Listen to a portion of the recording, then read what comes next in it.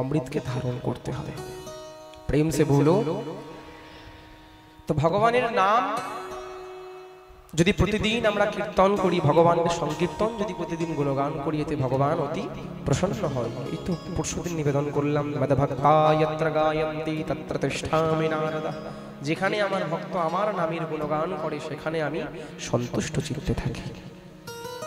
এমনই এক কথা ভাগবতের মধ্যে বললেন যে ভগবানের নাম যদি আমাদের মুখের মধ্যে থাকে, সে যতই বড় পাপী হোক না কেন, যতই বড় খল নিকৃষ্ট, এই নিঃশ্বাস প্রাণ পাখি কখন আমাদের বেরিয়ে যায় কেউ আমরা জানি না। তাই জন্য সবসময় শুধুমাত্র হাতে মালার ঝুলি থাকবে তখনই নাম, না না না, সব সময় হাতে করো কাম, মুখে নাও নাম। সব সময় আপনি রান্না করছেন, হরে কৃষ্ণ কৃষ্ণ কৃষ্ণ হরে হরে, হরে রাম রাম রাম হরে হরে। বাজার করতে গেছেন, রাধে শ্যাম রাধে শ্যাম রাধে শ্যাম হরি নাম করছেন, বা যেই ভগবানের নাম আপনি নিচ্ছেন, নাম নেন। একমাত্র হরিনামেই জীব উদ্ধার হয়। ভাগবতের মধ্যে এমনই এক সত্য ঘটনা আছে। একজন ব্রাহ্মণ ছিলেন, কিন্তু দস্যু হয়েছিলেন, ডাকাত। তার বাড়ি ছিল কোথায়? কান্যকুব্জ গ্রামে। ওনার নাম ছিল অজামিল। কি নাম ছিল? অজামিল বিরাট বড় ডাকাত হয়েছিলেন। কে অয়ং হে কৃত নির্বেশো জন্ম কোটাং হংসাপি यदव्याजहार विवशो नाम स्वस्तयनं हरे। আমি খুব সংক্ষেপে বলছি। যদি প্রাণ সংকটকালে, মনে করুন আপনার মৃত্যু হয়ে যাবে, এমন সময় মৃত্যুকালে আপনার মুখে যদি হরিনাম না থাকে, বলা হয় অন্তিম সময়ে যেই চিন্তনে মানুষ থাকে তার পরের জন্ম সেই যোনি প্রাপ্ত হয়। যদি কেউ মরার সময় নিজের স্ত্রীকে চিন্তন করে, পরের জন্মে সেই স্ত্রী শরীর পায়। যদি মরার সময় আমরা বিষয় বাসনা সংসার সম্পত্তি এগুলো চিন্তা করি, পরের জন্মে কুকুর হয়ে জন্মায়। এরকম করে বিবিধ প্রকার জন্ম ভাগ করা রয়েছে। তো মৃত্যুর সময় মনে করুন আপনি আজীবন পাপ করে গেছেন, আজীবন নিকৃষ্ট অধর্ম করে গেছেন, কিন্তু হঠাৎ মৃত্যুকালে আপনার মুখ থেকে ভগবানের নাম বেরিয়ে গেল, যতই পাপ করেন না কেন। জনম জনম মুনি যতন করায়ে অন্তঃ রাম মুখ आवत নাহি। আহা, এমনও মানুষ থাকে জনম জনম মুনি যতন করাই, জন্ম জন্মান্তর ধরে ভগবানকে সারা জীবন ভজন করে গেল, কিন্তু ভগবানের নাম যদি মুখের মধ্যে নেওয়ার অভ্যাস না থাকে, এই জন্যই তো মালা জপ করতে হয়, সবসময় অভ্যাস লেগে থাকবে নামের, চলতে উঠতে বসতে খাইতে শুইতে। কেন? জনম জনম মুনি যতন করাই, জন্ম জন্মান্তর ধরে কেউ ভজন করে গেল, সাধন করে গেল, যদি মুখে নাম নেবার অভ্যাস না থাকে, চলতে উঠতে বসতে, যদি প্রাণ সংকটকালে প্রাণ চলে যায়, তাহলে অন্তঃ রাম মুখ आवत নাহি, অন্তকালে তার মুখে রাম নাম আসে না। আর যদি সারা জীবন ভজন করে গেলাম আর শেষকালেই ভগবানের নাম না এলো, তাহলে তো আর কোনো লাভ হলো না, তাহলে তো ভগবত প্রাপ্তি হবে না। কিন্তু সারা জীবনও যদি পাপ করে যান আর অন্তিমকালে যদি মুখে নাম চলে আসে, তাহলে ভগবানের ধামে সোজা গমন হবে। এই অনেক কঠিন, সহজ নয়, কিন্তু ভগবান তার নামের মহিমা প্রচার করার জন্য লীলা করলেন। এই অজামিল নিজের জীবনে এমন হেন কোনো পাপ বা অধর্ম ছিল না যে করেন নাই। সারা জীবন পাপ করে গেছেন, সারা জীবন পাপ অত্যাচার, ব্রাহ্মণ হয়েও ওসব আন খাদ্য আমিষ আহার করতেন, সবসময় অন্য স্ত্রীকে আস্বাদন করতেন, সারা জীবন অন্যের ধনকে লুট করতেন, হত্যা করতেন ব্যক্তিকে, পশু প্রাণীকে বধ করতেন, আর কি করতেন? বেশ্যাদের সঙ্গ করতেন। ভাগবতের মধ্যে বলছেন এরকম সঙ্গ করতে করতে এই অজামিল বিভ্রত কুটুম্ব চিরজাত ইয়ামাস দেহিনঃ, এক বেশ্যাকে বিবাহ করেছিলেন। প্রেম সে বলো। সেভাবে জীবন যাপন চলতে, প্রতিদিন বাইরে থেকে লোকের ধনকে হরণ করে আনতেন আর নিজের পেটকে পূরণ করতেন। মানে হেন কোনো পাপ ছিল না যে অজামিল করেন নাই। তাই জন্য অজামিলকে মহাপাতকী বলা হয়েছে ভাগবতে। কি বলেছেন? মহাপাতকী, কোনো পাপ বেঁচে নেই আর। তো ভাগবতের মধ্যে বলতে গিয়ে একদিন অজামিলের গৃহে, অজামিলের বাইরে কিছু ব্রাহ্মণগণ সাধু এসেছিল, সাধুরা এসেছিলেন। তারা জানতো না যে এটা মহাপাতকী অজামিলের বাড়ি। কি করেছিলেন? ভিক্ষা চাইতে এসেছিলেন। অজামিল তখন বাইরে ডাকাতি করতে গিয়েছিলেন, লুটপাট করতে গিয়েছিলেন, তার স্ত্রী ঘরে ছিল। বললেন, দেবী আমাকে কিছু দাও, কিছু যদি থাকে খাবার। এবার অজামিলের স্ত্রী বেশিয়া ছিল ঠিকই, কিন্তু কোথাও কোনো জায়গায় ভাগবত পাঠে বা সৎসঙ্গে শুনেছিল যে কখনো সাধু মহাত্মাদেরকে বাড়িতে আসলে বা ভিক্ষুক বা অতিথি বাড়িতে আসলে তাকে তাড়িয়ে দিতে নেই। উনি বললেন যে হে সন্ত মহাত্মা, সন্ত ভগবান, আমাদের গৃহ, আমাদের খান, আমাদের পান কখনো শুদ্ধ নয়। আমরা যা ইচ্ছা তাই খাই, আমিষ আহার করি, আপনাদেরকে কি করে আমি ভোজন করাতে পারি? তবুও বলছেন, দেবী এখন তো সন্ধ্যা হয়ে গেছে, তাহলে মা যদি তোমার বাইরেটা একটু উঠানটা বেশ বড়, যদি কিছু কাঁচা সবজি থাকে, আমানি সবজি তাহলে দিয়ে দাও, বাইরেই আমরা নিজের মতো করে রান্না করে উনুন বানিয়ে নিজের মতো করে পাক করে নেব, তুমি একটু আমাদেরকে থাকার আশ্রয় দেবে। তো কোনো জায়গায় ভাগবত পাঠে শুনেছিলেন উনি যে হ্যাঁ, সাধু সন্ত মহাত্মা আসলে অশেষ কৃপা হয়। মনে মনে ওনার স্ত্রী ভাবলেন, সারা জীবন আমার স্বামী এত পাপ করেছেন, যদি একটু কৃপা হয়ে যায় আমাদের উপর, বেশ ঠিক আছে। কিছু কাঁচা সবজি, আমানি সবজি দিয়ে দিলেন, রসই করে থাকলেন। রাত্রেবেলা যখন অজামিল এসেছেন, বাইরে সাধু সন্ত মহাত্মা ঘর থেকে তরবারি বের করছিলেন মারার জন্য। ঘর থেকে যখন তরবারি বের করতে যাচ্ছিলেন, তার স্ত্রী তাকে ধমক দিয়েছে, বকেছে, সারা জীবন মহাপাতকীর কাজ করলে এখন সাধু সন্ত মহাত্মা যখন বাইরে এসেছেন, তোমাদেরকে তো কোনো বিরক্ত করছে না, থাক না, কোনো অসুবিধা তো নেই, বেশ ঠিক আছে। যাবার সময় সাধু সন্ত মহাত্মা মনে মনে ভাবলেন, বলেছিলাম না একটা কথা, যবে আপনার জীবনে সন্তের কৃপা হবে, যবে আপনার জীবনে সাধু গুরু বৈষ্ণবের কৃপা হয়ে যাবে, ভাববেন ভগবান আপনার সন্নিকটে আসার অলরেডি রাস্তা বানিয়ে দিয়েছে। প্রেম সে বলো, যবে সাধু সন্ত মহাত্মার চরণে আপনার মতি জন্মে যাবে, ভাববেন ভগবান আর বেশি দূরে নেই আপনার থেকে। সন্ত হৃদয় নবনীত সমানা, তাই জন্য তো তুলসীদাস গোস্বামী পাদ বললেন, সন্ত হৃদয় নবনীত সমানা, সাধু সন্ত মহাত্মার হৃদয় নবনীর সমান হয়, মানে মাখনের মতো নরম হয়। দেখুন না, এখানে জগতের দুধ দিয়ে যে মাখন তৈরি হয় আমাদের, সেই মাখনের গায়ে যদি তাপ লাগে তারপরে মাখন গলে। মাখনের গায়ে যদি তাপ লাগাই আমরা, আগুন লাগাই, তাহলে মাখন গলে যাবে। কিন্তু সাধুর হৃদয়ে কিরকম মাখন? তাপ মানে হয় গরম, কষ্ট। সাধুর যদি নিজের শরীরে কষ্ট পাই তাহলে অত কষ্ট মনে হয় না। সাধু কোন মাখন? যখন সমাজে জগতে আমাদের মতো জীবকে যখন সাধু দেখে, হায় হায় এই জীব এখনো ঈশ্বরের দিকে মন যায়নি, মতি যায়নি, রতি যায়নি, তখন সাধুর হৃদয় কষ্ট পায়।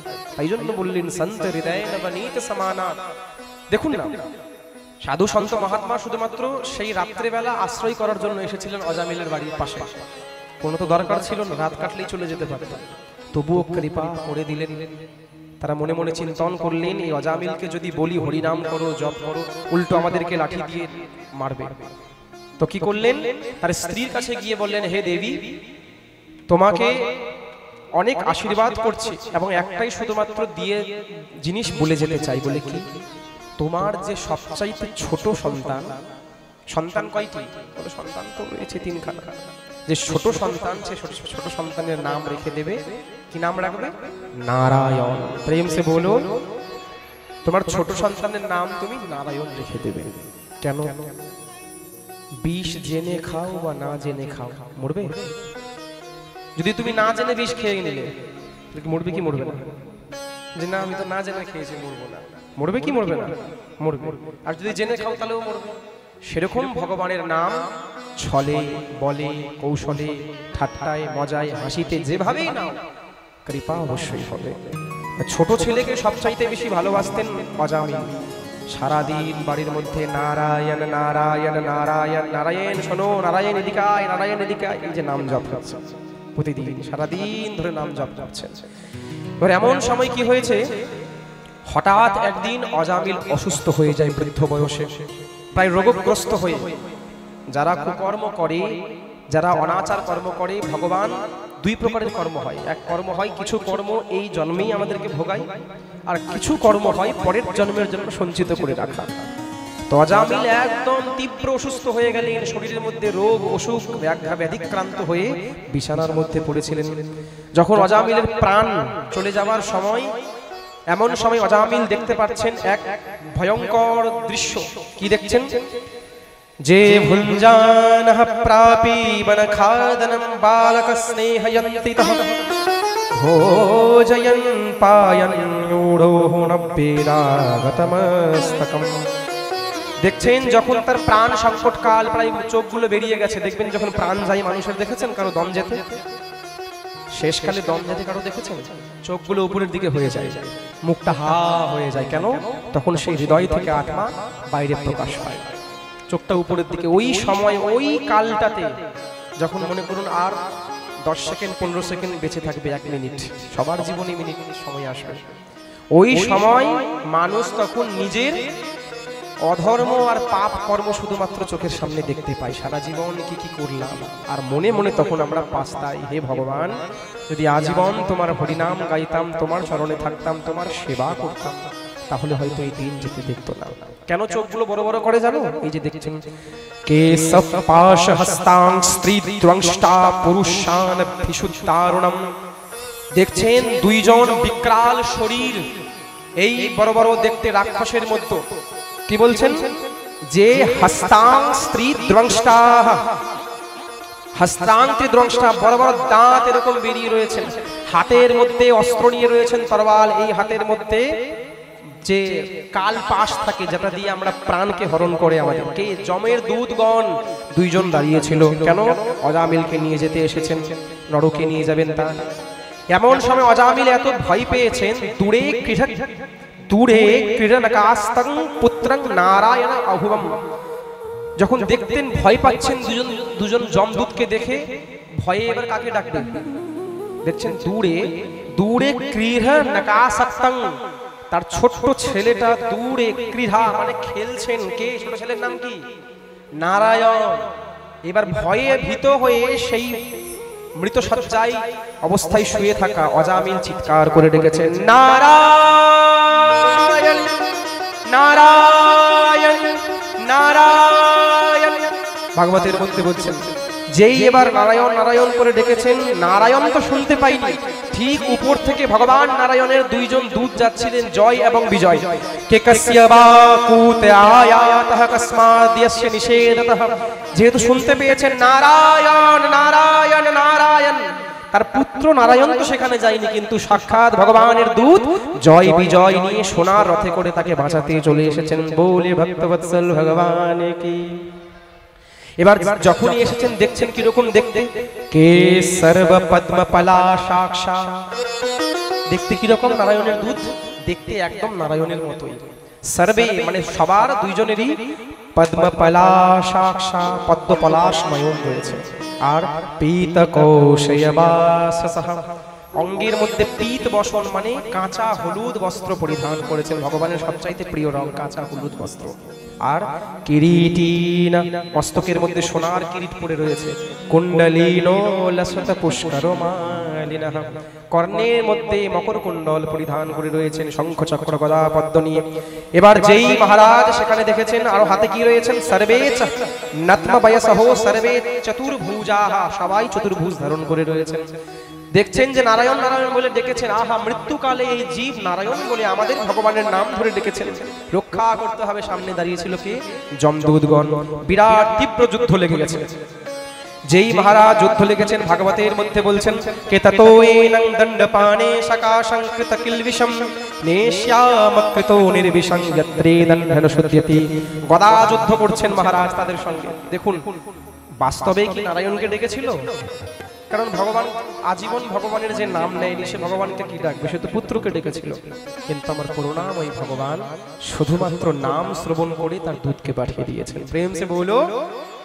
প্রবল যুদ্ধ যখন হলো গদা যুদ্ধ নিয়ে, তখন এত বলবান তারা বিষ্ণুর দূতগণ যুদ্ধ করে যখন আর পারছেন না যমদূতগণ, তারা হাতে করজোড় করে তাদের সামনে দাঁড়িয়ে রয়েছেন এবং বলছেন कि एवं ते भगवत दूता यमदूता भाषितम उपार्धस्यात्यान राजन प्रत्यार्नु कोविदा। हे विष्णुदूत, আপনারা সবকিছুই জানেন যে এই অজামিল জন্ম নিজের জীবনে কোনো ধর্মাচরণ করেন নাই। এই মহাপাতকী ভালো করেই জানেন আপনি। যে এ ভগবান নারায়ণকে ডাকেন না, এ নিজের পুত্র নারায়ণকে ডাকছিলেন। তবুও আপনি কেন এদেরকে রক্ষা করতে আসলেন? আপনারা কেন একে রক্ষা করতে আসলেন? তখন বিষ্ণু দূতগণ বলছেন, অহো কষ্টং ধর্মদৃশা শাম ধর্মঃ স্পৃশতে সভা यत्रा दण्डोष्म पापेषु दण्डो वैर्यते বৃথা। দেখো, যে যতই বড় মহাপাতকী হোক না কেন, যে যতই বড় মহা পাপী বা মহা অধর্মাচরণ করুক না কেন, অন্তিম কালে অন্তিম সময়ে যদি ভগবানের নাম মুখের মধ্যে থাকে, ভগবান অবশ্যই তাকে সর্ব পাপ বিনুর্মুক্তাঃ, সর্ব পাপ থেকে তাকে মুক্ত করে নিজের বৈকুণ্ঠে নিজের চরণে ঠাঁই দিয়ে দেয়। বলে কেন? এ তো শ্রদ্ধার সঙ্গে হরিনাম নেয়নি, শ্রদ্ধার সঙ্গে নামকে ডাকেনি, তবুও কেন আপনারা একে বাঁচাতে আসবেন? এই যে ভাগবতের মধ্যে বলছেন, অজ্ঞানাদথবা জ্ঞানদ্যুতম শ্লোক নাময়তঃ সংকীর্তিতমঘং পুংসো দহে দধো यथा। थोड़ा साउंड कम आइए, प्रेम से बोलो कि अज्ञानाद अथवा ज्ञानाद दुत श्लोक नाम यतः। কোনো ব্যক্তি যদি অজ্ঞানের সঙ্গে হরিনাম নেয়, কোন মানুষ যদি জ্ঞানের সঙ্গে হরিনাম নেয়, কিবা ঠাট্টা মজাক, দেখবেন আপনি যখন তিলক করবেন, পাড়াগাঁয়ের লোক আপনাকে নিয়ে ঠাট্টা করবে, হরে কৃষ্ণ টন্টিটকারি করে না, রাধে রাধে, তখন আপনি লজ্জা পাবেন না। কি হয়, যেরকম আগুনে জেনে হাত দাও বা না জেনে হাত দাও, ফসা পড়বে, হাত জ্বলবে, সেরকম মনে মনে ভাববেন যে আপনার জন্য কোন অশ্রদ্ধা বা অধার্মিক ব্যক্তির মুখেও ভগবানের নাম চলে এলো। প্রেম সে বলো